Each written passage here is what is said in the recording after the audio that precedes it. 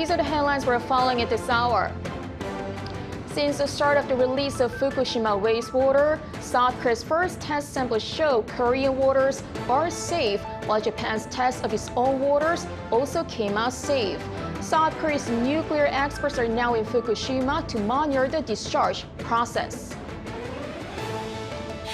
South Korea and the U.S. kick off their second phase of their Ulchi Freedom Shield joint exercise involving all military branches, including the U.S. Space Force, to ramp up readiness against advancing North Korean threats.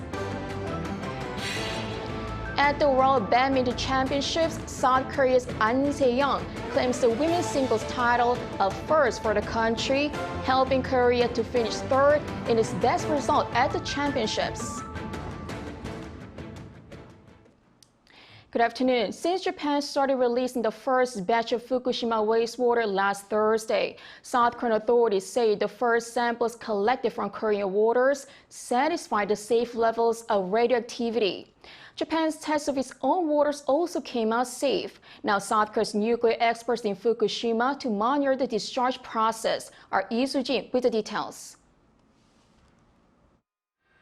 Amid concerns over the discharge of Fukushima wastewater, test samples continue to show that the seawater near the Fukushima nuclear plant is safe. Japan's Environment Ministry announced on Sunday that tests conducted days after authorities began releasing treated wastewater into the Pacific Ocean did not show any radioactivity. The ministry's tests of samples from 11 points within 40 kilometers of the Fukushima plant showed that the low concentrations of tritium detected would not have any adverse impact on people or the environment. Japan began discharging wastewater from the Fukushima plant on Thursday, sparking anxiety across neighboring nations such as South Korea and China. Japan, however, has continuously emphasized that the water, which has been diluted to remove almost all radioactive elements except for tritium, is safe. Tritium, a radioactive element of hydrogen, can't be completely removed from the wastewater with the current technology, but it has been diluted to fall well within regulatory limits. An official from the ministry also said that it will publish test results each week for the next 3 months. South Korea's Oceans Ministry also conducted its own tests based on samples from 15 points in 3 areas of South Korea's waters just 1 day after the start of the discharge. The ministry announced on Sunday that the tests showed that radiation levels were well within the World Health Organization's basic standards for drinking water. The experts dispatched by South Korea to examine the discharge also arrived in Japan on Sunday. The 3 experts from the Korea Institute of Nuclear Safety plan to visit the Fukushima office of the International Atomic Energy Agency. This is part of the agreement made earlier between Seoul, Tokyo, and the IAEA to dispatch South Korean experts to the IAEA office every 2 weeks to monitor the release of the wastewater. The South Korean government also emphasized that it will continue to be vigilant and ensure that the discharge of the nuclear wastewater remains safe. Lee Soo-jin, Arirang News. South Korea and the U.S. kick off the second phase of their Ulchi Freedom Shield joint exercise. It involves all military branches, including the U.S. Space Force, to ramp up readiness against advancing North Korean threats. Lee Jin reports. South Korea and the United States commenced the second phase of their Ulchi Freedom Shield combined exercise on Monday. The annual exercise aims to strengthen joint preparedness in any possible emergency situation, including provocations by North Korea in the face of the North's advancing military and cyber threats. The first phase, which started on August 21st, included a government drill to check military ability to respond to an all-out war. And the second phase, which starts today and runs for 4 days until Thursday, will involve the Army, Navy, Air Force, and Marine Corps of both South Korea and the U.S. Additionally, the U.S. command founded last year, the U.S. Space Forces Korea, will provide space planning, space expertise, and space command and control functions to the commander of the U.S. Forces Korea and perform regional missile alerts as well as GPS and satellite communication missions. Pundits say it's highly likely that the U.S. will also deploy strategic assets such as B-1B strategic bombers during this exercise. All United Nations Command member states are scheduled to participate in different capacities, with 10 members providing additional exercises. Those members are Australia, Canada, France, Great Britain, Greece, Italy, New Zealand, the Philippines, Thailand, and the U.S. Additionally, the Neutral Nations Supervisory Commission, which includes Sweden and Switzerland, will observe and monitor the exercise. Ian-jin, Arirang News. After months of cool down on the inflation front, South Korea is likely to see price volatility once again amid rising food prices due to extreme weather and global oil prices that have also jumped. Our Moon Hae-ryun has the details. Concerns over rising food and oil prices continue to persist in South Korea as consumers prepare for the Korean Thanksgiving holiday in late September. According to a report released by the Bank of Korea on Monday, persistent heavy rain coupled with extreme heat in the country will likely contribute to price hikes for fresh produce. In July, the price of lettuce and spinach almost doubled, and prices for agricultural goods rose by 4.7% compared to the year before. While the overall on-year consumer price index growth fell to the 2% mark last month, the Ministry of Economy and Finance predicted on Sunday that it will jump back up to the 3% mark over the next 2 months. July's growth rate, measuring at 2.3%, was the lowest seen in over 2 years and came after 5 consecutive months of decline in the on-year increase. Eased inflation was largely attributed to weakening oil prices, but with oil prices rising for 7 weeks in a row in South Korea, this is expected to change. On average, gasoline prices stood at around $1.31 per litre last week, a large jump from $1.18 at the start of last month. This comes on the back of a resurgence in global oil prices, which have gone up since July, with prices for Brent crude oil jumping by around $10 per barrel during the July to August period, and prices in South Korea affected the 2 to 3 week delay. With the national holiday Chuseok at the end of September into October, the ministry expects high prices to persist with high demand, as consumers buy food and gifts for the holidays. Finance Minister Chu, however, stated in a National Assembly meeting last week that the inflation rate will drop to the 2% mark again following the holiday, and maintain an average of some 2% until the end of the year. Moon Hae-ryun, Arirang News. SK hynix has become a powerhouse in the global AI chip market. That is according to analysis from the Wall Street Journal on Sunday local time, which says that despite a recent memory chip sales slump, the South Korean chip maker is showing signs of dominance thanks to its investment in high-bandwidth memory chips a decade before its competitors. The global demand for HBMs due to their AI application, as well as SK hynix partnership with AI market leader NVIDIA, resulted in a 60% jump in SK stock price at the end of July from the beginning of the year. However, the report also said the likes of Samsung Electronics could chase SK's leading position, as it will be releasing its new next-generation HBM chip before the end of 2023.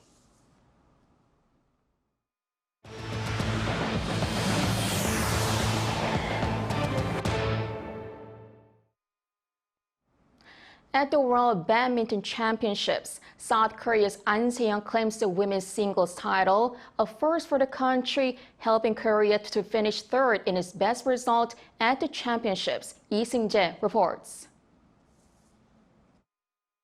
World number 1 An Se-young won her very first career world title at the 2023 World Badminton Federation World Championships in Denmark on Sunday, when she defeated world number 6 Carolina Marin of Spain 21-12, 21-10 in the women's singles finals.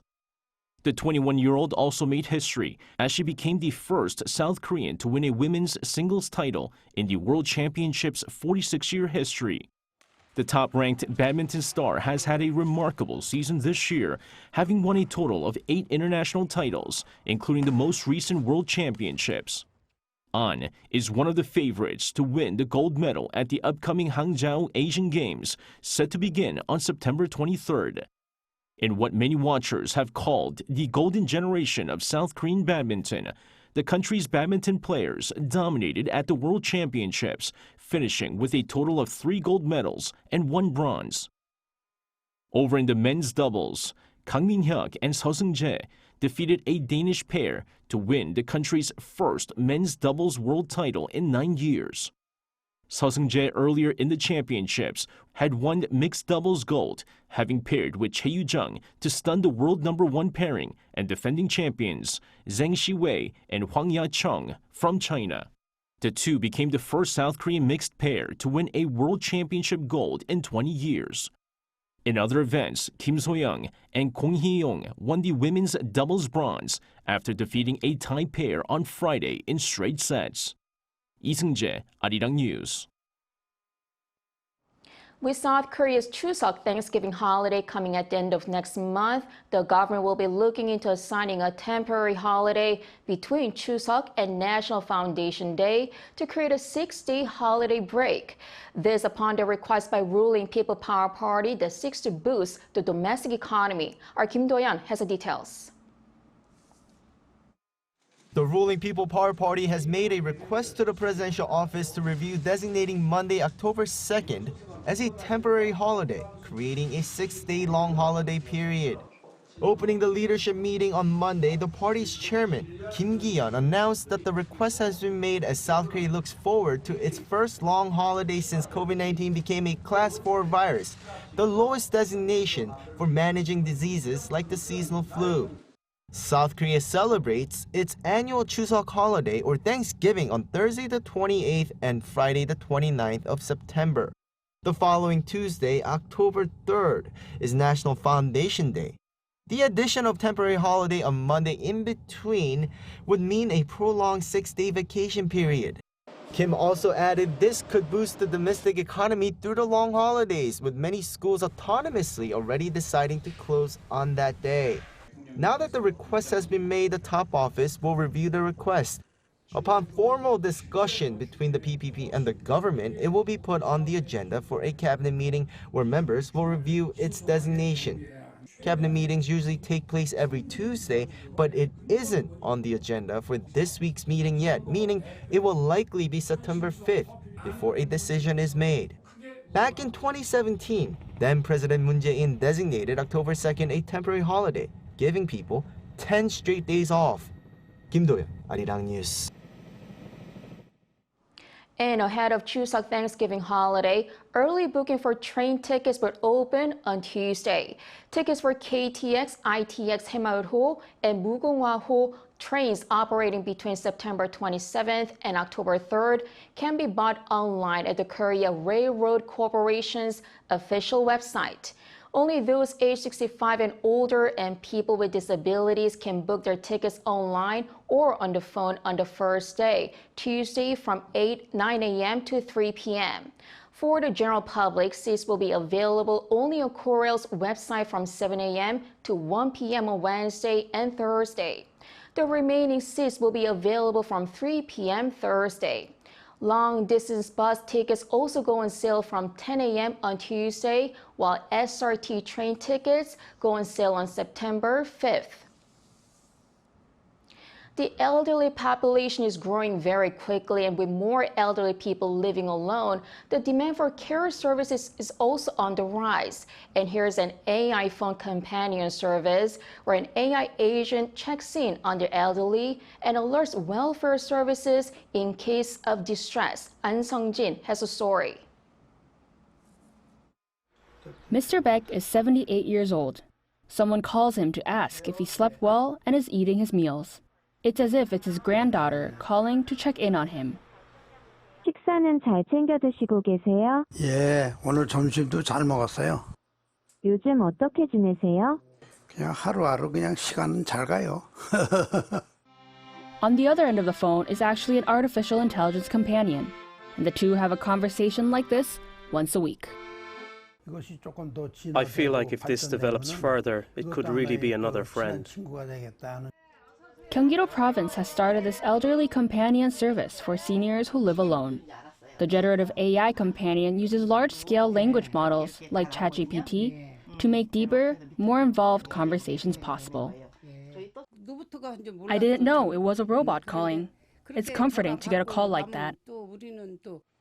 During these conversations, if there are any distress signals, like expressions of depression, loneliness, or difficulty in living, the AI detects the situation as a sign of crisis and alerts the Emergency Welfare Call Center, prompting a real person to check in. Also, in the event of 3 attempts of unanswered calls, welfare service staff step in to make direct contact. Should those calls also be unanswered, welfare service representatives from local municipalities will visit the residents. The elderly population in Gyeonggi-do province is surpassing 2 million. Every year, this number increases by at least 200,000.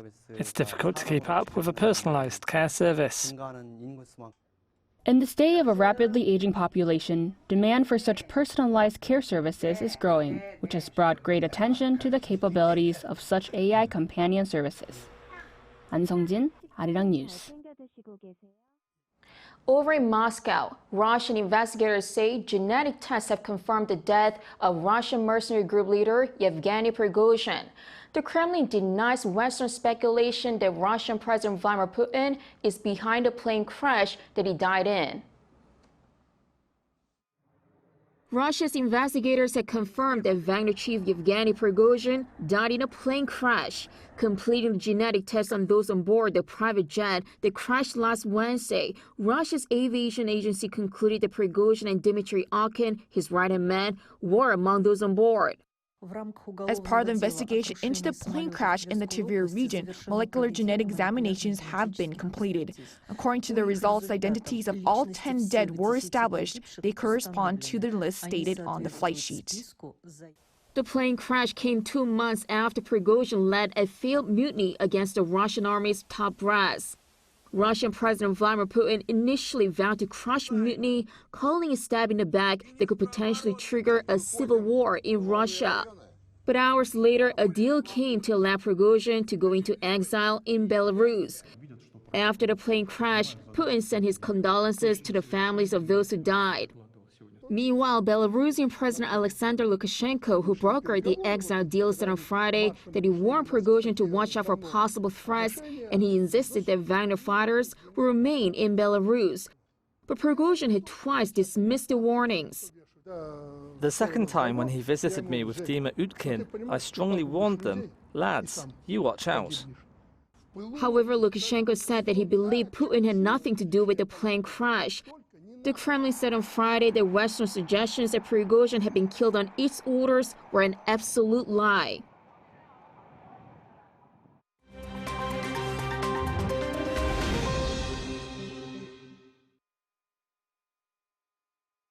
Let's take a look at what's going on in the world now.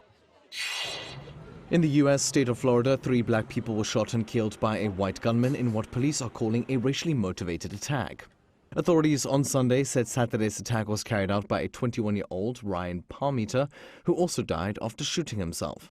The attack began when Palmiter, who was armed with an AR-15 style rifle and a handgun and wore a tactical vest and face mask, shot 11 rounds at a woman in her car outside a Dollar General store in Jacksonville.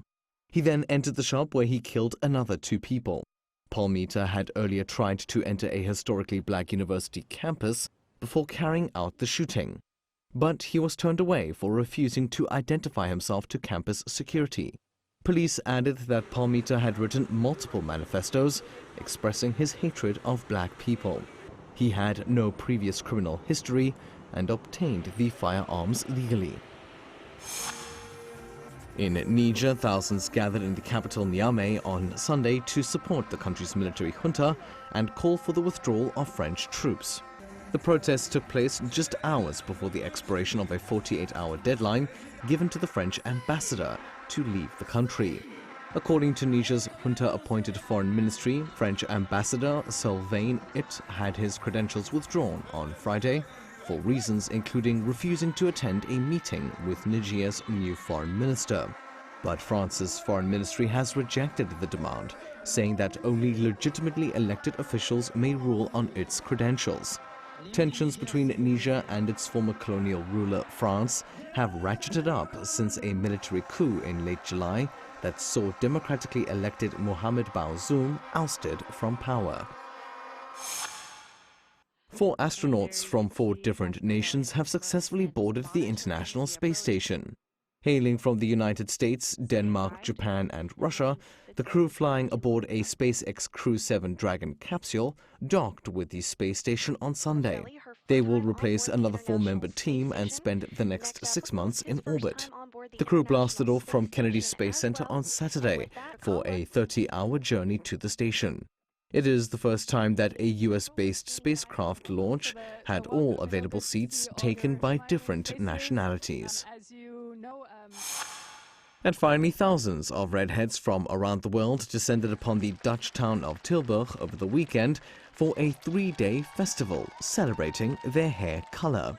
Called the Redhead Days Festival, the annual event offered everything from painting workshops to skincare routines, photo shoots, and speed meet events. Organizers say some 5,000 people attended the event this year. It got its start in 2005 when 150 redheads applied to be models after seeing an ad placed by an amateur painter. The painter gathered all the applicants for a group photo and then decided to make an annual event of it. Only 1 or 2% of the world's population, typically of Northwest European ancestry, have red hair. Matthew Ashley, Arirang News.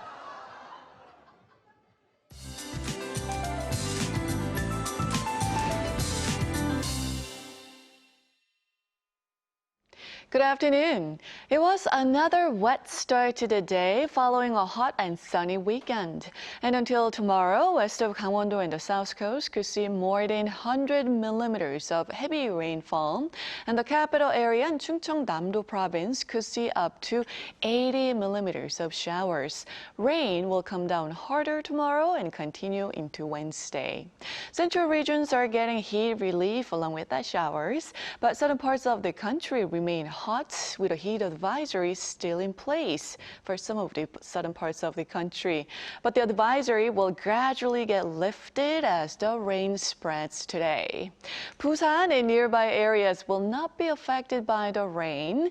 Instead, they will be under mostly sunny skies all day with very high UV rays. And Busan will see a high of 31 degrees Celsius this afternoon. Seoul and Chuncheon will have more bearable temperatures. Those on Jeju Island will see rain all through the week. Then we could be indirectly affected by a typhoon at the end of the week. So please keep updated with the latest weather forecast this week. That's Korea for you, and here's a look at the international weather conditions.